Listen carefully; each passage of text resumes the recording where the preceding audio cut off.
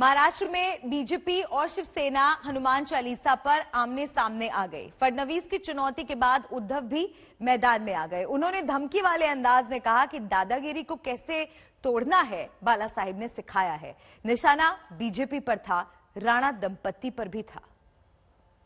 आणि बांधताना सुद्धा तुम्ही लोकांसमोर झोळ्या पसरवलेल्या आहेत। मग तुमचं हिंदुत्व आहे कुठे? आणि शिवसेना प्रमुखांनी जे आम्हाला हिंदुत्व शिकवलेलं आहे ते हेच हिंदुत्व आहे। त्यांनी जे सांगितलं, अजूनही शिवसैनिकांकडे जे बसलेत त्यांनी प्रत्यक्ष ती सभा पाहिलेली आहे। शिवसेना प्रमुखांचं हिंदुत्व हेच आहे, त्यांनी सांगितलं होतं।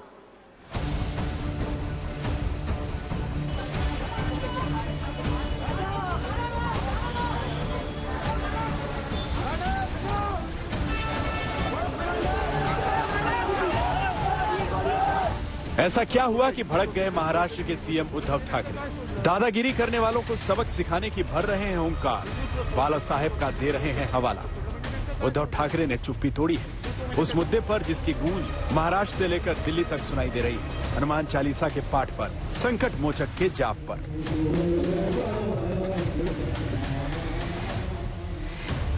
अमरावती से निर्दलीय सांसद नवनीत राणा और उनके विधायक पति ने मुंबई में मातोश्री के बाहर जाकर हनुमान चालीसा का पाठ करने की जिद ठानी थी। उनकी जिद तो पूरी नहीं हुई, उल्टे राणा दंपत्ति जेल पहुंच गए। लेकिन महाराष्ट्र की सियासत में अब भी सियासी संकट बरकरार है, जिस पर उद्धव को गुस्सा आया और उन्होंने जो कहा उसे आप खुद सुनिए। हिंदुत्व सोडलं, शिवसेनेने हिंदुत्व सोडलं म्हणजे नेमकं काय सोडलं? हिंदुत्व म्हणजे काय धोतर आहे का हो? हे घातलं, नेसलं आणि सोडलं, हे असे नाहीये। एक मुद्दा मी मुद्दामून सांगेन की जे आता आम्हाला हिंदुत्व शिकवत आहेत त्यांनी लक्षात ठेवायला पाहिजे काय तुम्ही हिंदुत्वासाठी केलेलं आहे। ज्या वेळेला बाबरी पाडली गेली होती तेव्हा सुद्धा तुम्ही बिळामध्ये लपला होतात। राम मंदिर बांधण्याचा सुद्धा निर्णय हा तुमच्या सरकारने घेतलेला नाही, तो कोर्टाने दिलेला आहे। आणि बांधताना सुद्धा तुम्ही लोकांसमोर झोळ्या पसरवलेल्या आहेत। मग तुमचं हिंदुत्व आहे कुठे? आणि शिवसेना प्रमुखांनी जे आम्हाला हिंदुत्व शिकवलेलं आहे ते हेच हिंदुत्व आहे। त्यांनी जे सांगितलं, अजूनही शिवसैनिकांकडे जे बसलेत त्यांनी प्रत्यक्ष ती सभा पाहिलेली आहे। शिवसेना प्रमुखांचं हिंदुत्व हेच आहे, त्यांनी सांगितलं होतं। उद्धव के इस गुस्से में बीजेपी के खिलाफ भी आक्रोश है। उन्हें लग रहा है कि यह सारा सियासी ड्रामा बीजेपी का रचा हुआ है, लिहाजा पहले बिना नाम लिए हुए हिंदुत्व पर घेरा और जल्द ही प्रहार करने के लिए प्लान बता दिया की मला देवळात घंटा बडवणारा हिंदू नको आहे, मला अतिरेक्यांना बडवणारा हिंदू पाहिजे। हे कुठले आले घंटाधारी हिंदुत्ववादी? घंटाधारी हिंदुत्ववाद्यांनी आम्हाला गदाधारी हिंदुत्ववाद्यांनी हिंदुत्व शिकण्याच्या भानगडीत पडू नये। आमचं हिंदुत्व हे गदाधारी हिंदुत्व आहे। जिकडे हनुमान चालीसा असेल पढा। रामदास स्वामींनी सुद्धा मारुती स्तोत्र लिहून ठेवले, अप्रतिम आहे। भीमरूपी महारुद्रा, ते भीमरूप आणि महारुद्र काय असतं ते शिवसेना जर तुम्ही अंगावर आला तर दाखवायला कमी पडणार नाही, कारण आमचं हिंदुत्व हे हनुमानाच्या गदेसारखं गदाधारी आहे। सीएम उद्धव ही नहीं, उनके डिप्टी भी नसीहत दे रहे हैं। अजीत पवार को लगता है कि हनुमान चालीसा विवाद से माहौल खराब करने की कोशिश हो रही है, इसलिए वो नसीहत दे रहे हैं। अगर आप हनुमान चालीसा का पाठ करना चाहते हैं तो अपने घर पर इसका जाप करें। क्या आपके पास घर नहीं है? कई लोग माहौल खराब करने की कोशिश कर रहे हैं। राणा दंपत्ति को 23 अप्रैल को गिरफ्तार किया गया। उन पर राजद्रोह और धार्मिक भावनाओं को भड़काने के आरोप लगे हैं, लेकिन इस मामले को लेकर बीजेपी और शिवसेना में ठन गई है। मुंबई से साहिल जोशी के साथ आज तक ब्यूरो।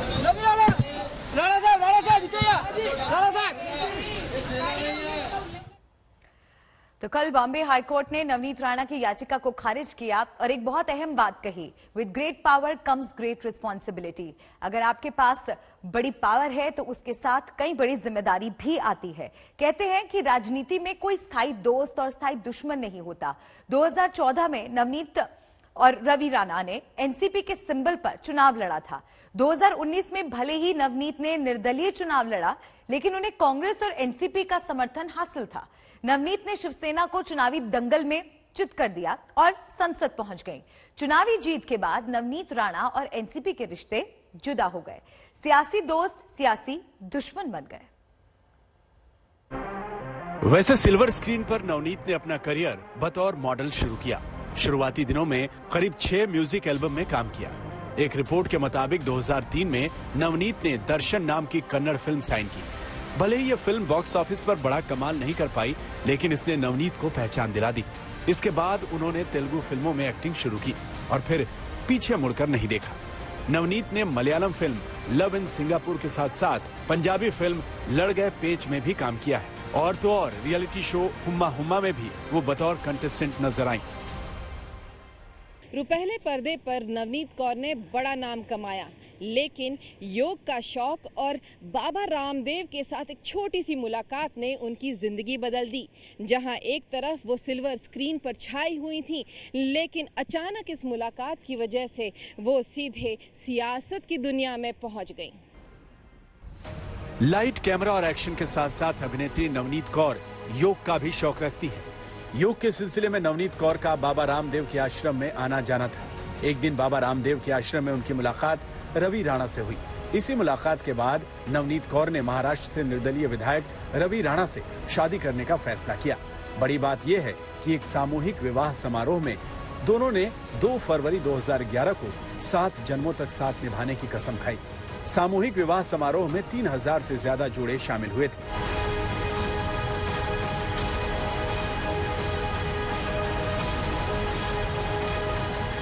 शादी के बाद नवनीत ने सिल्वर स्क्रीन की दुनिया को अलविदा कह दिया और समाज सेवा के काम में जुट गईं। चुनावों में पति रवि राणा की मदद करने लगी। पति के लिए चुनाव प्रचार करती।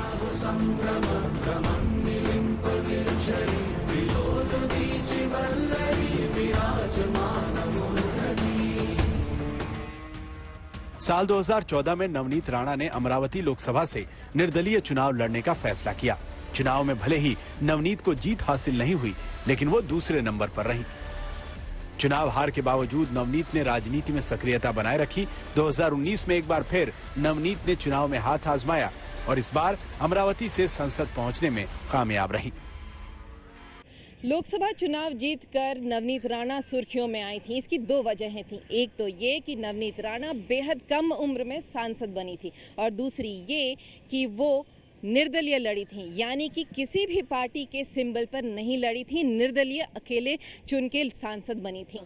इसके साथ ही उन्होंने अमरावती में शिवसेना के उम्मीदवार को हराया था। चुनावी जीत के साथ नवनीत राणा की नई इनिंग शुरू हुई और इस इनिंग के साथ शिवसेना से उनकी तलखी किसी से छिपी नहीं रही।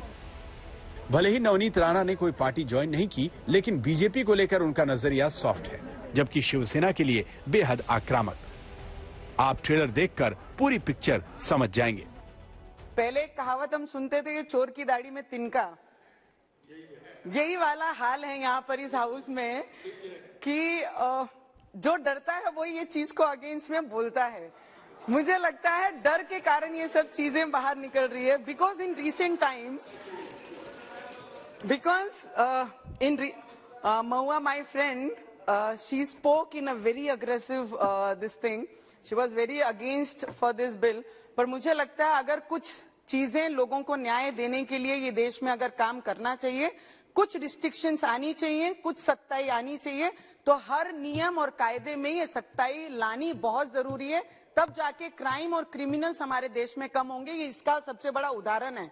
हवा में बातें करके, ये सरकार को ब्लेम करके, कोविड के बाद ये सरकार ने और प्राइम मिनिस्टर जी ने हाथ ऊपर नहीं किए। लोगों को कैसे बेनिफिट देना चाहिए और ग्राउंड पे कैसे काम करना चाहिए, वो काम ये सरकार ने किया। आज शिवसेना के सीनियर लीडर ने जब अपना स्पीच दिया तो उन्होंने सिर्फ एलिगेशन का करने का काम किया, ना ही किसानों के बारे में बात की, ना ही गरीबों के बारे में बात की, ना ही स्मॉल स्केल इंडस्ट्रीज के बारे में बात की, ना ही घरकुल के बारे में बात की, ना ही लोग किसानों के खेतियों में किस तरीके से खाद और ये सब चीजों को इजीली प्रोवाइड करना चाहिए, ना ही उसके बारे में बात की। ये किस चीज के लिए बात कर रहे हैं? नवनीत राणा संसद के अंदर शिवसेना पर धमकाने का आरोप लगा चुकी हैं। शिवसेना से उनकी अदावत किसी से छिपी नहीं। यहां तक कि नवनीत राणा अपनी गिरफ्तारी से पहले ही उद्धव सरकार पर सनसनीखेज आरोप लगा चुकी है।